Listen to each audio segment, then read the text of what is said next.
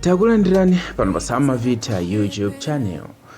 Leo mu video ino tiona nkhani zokwana zitatu.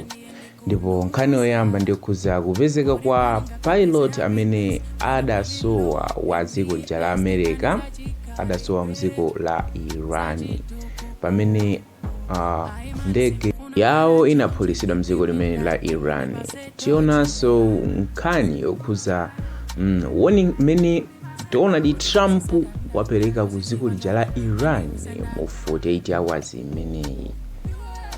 Ndipo tiona zimene Prophet Shepherd Vuchiri wayankhula pa nkhani yakulandidwa katundu wake mdziko lija la South Africa kuti pali chiganizo chotani pofika pano. Tikhalire limodzi mu video yonseyi, muli ndine WNB Square.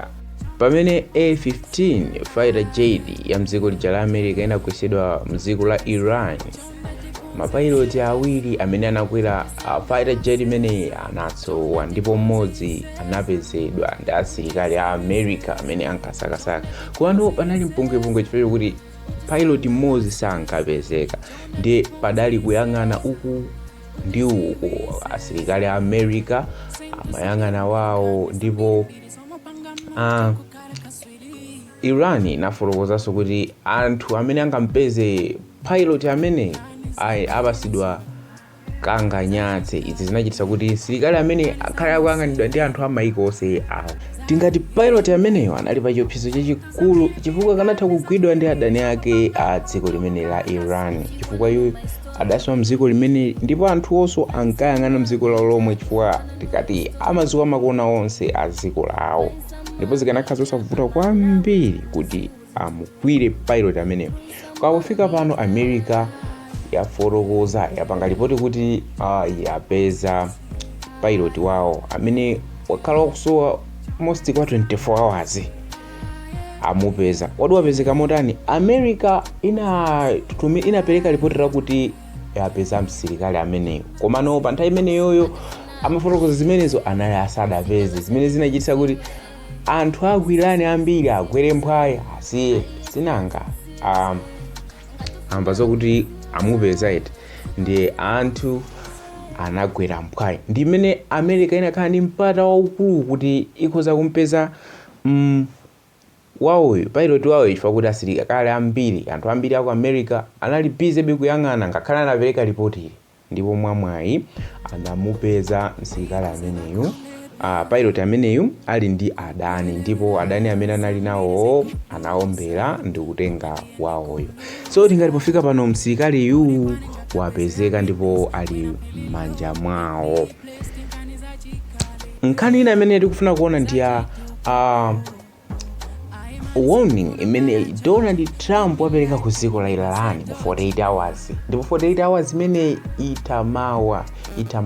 Izi choncho chifukwa cha kusekedwa kwa Strait of Hormuz imene Iran yatseka, imene ndi njira imene imadusa oil kapena kuti mafuta. Ndipo kuzera pa tsamba lawo la mchezo la pa Facebook la Truth Social, Donald Trump anapanga posti kuti ngati sasegula Strait of Hormuz mu 48 hours imene itemawa lachiwiri, Donald Trump aononga dziko lija la Iran kubwerera ku Stone Age. Tikati ku Stone Age zonse abwerera muchikale, chifukwa fotokoza kuti akaononga power plant yawo eti kapena kuti Eskom yawo akayiononga ndithu umene kumachokera magesi amene ali ku Iran. Tingati ikhoza kubwerera kuchikale.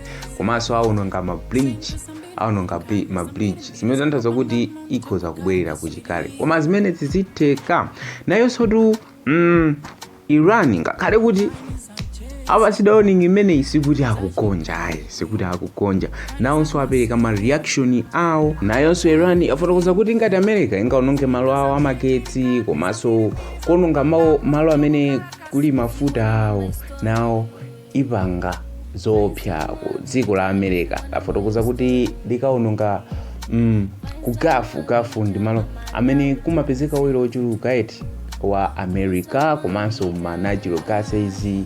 Nawonso iononga malo ameneyo, komanso ikaphulitsa maiko onse amene kuli asilikali a dziko la America. Onse akubwezerana pa zinthu zimenezi. So we don't know, sitiuziwa kuti kuuza zotani. Mufa 48 hours yo imene anapatsana ikutha mawa lachiwiri. So tingati patelera chifukwa maiko onse awiri akupereka ma reaction. Iyi kupanga promises, iso ikupanga promises.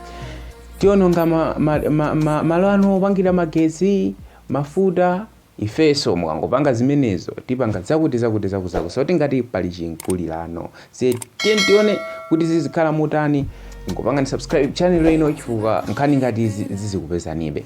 Tendipite ku nkhani yachitatu.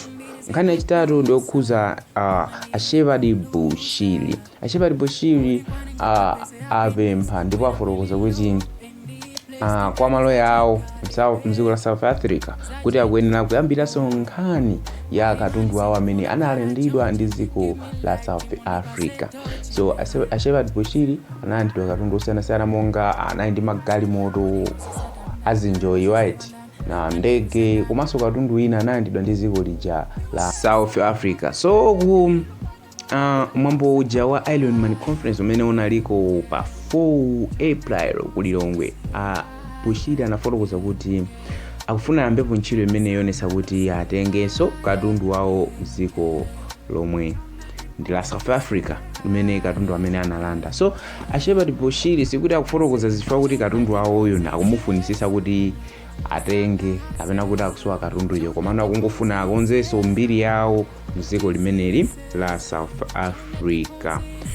Ndipo anafotokoza kuti katundu amene ngakhale analandidwa koma pofika pano apeza katundu ochuluka zedi kuyirikiza amene analandidwayo maulendo 10. Koma iwo akufunisa kuti angoyambiranso nkhani ndi cholinga chokuti akonze zina lawo mu dziko limeneli la South Africa. So ayambiranso nkhani za maloya awo kuti apange zokuti ayambireso kupanga za nkhani ncholinga chokuti atenge katundu wawo ameneyo. So pofika pano taona updates amene ali ku Iran komanso pakati pa Iran komanso America kuti apasana 48 hours ndithu, ndipo 48 hours ikutha mawa pa 7 April.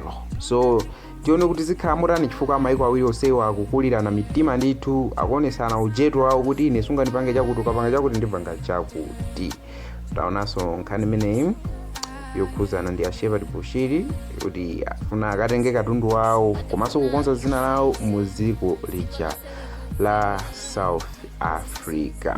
Taonanso kuti America inapusisa Iran kufotokoza kuti apeza pilot amene anasowa ncholinga chokuti iwo akhale ndi mwayi waukulu kuti mdziko lawo lomwe ayang'ane pilot amene ndikumpeza, ndipo izidi zatheka ampeza. Tingati pafika pano taonapo nkhani zingapo ndithu. Tokozefa kuti munali pamenepo mpaka pamapeto pa video ino. Munali ndine ONB Square. Tenti kumaneso maputeti osatira koma kuti akupezeni mukuyenera mpange subscribe ku YouTube channel ino njenga kuti zikhalira limos.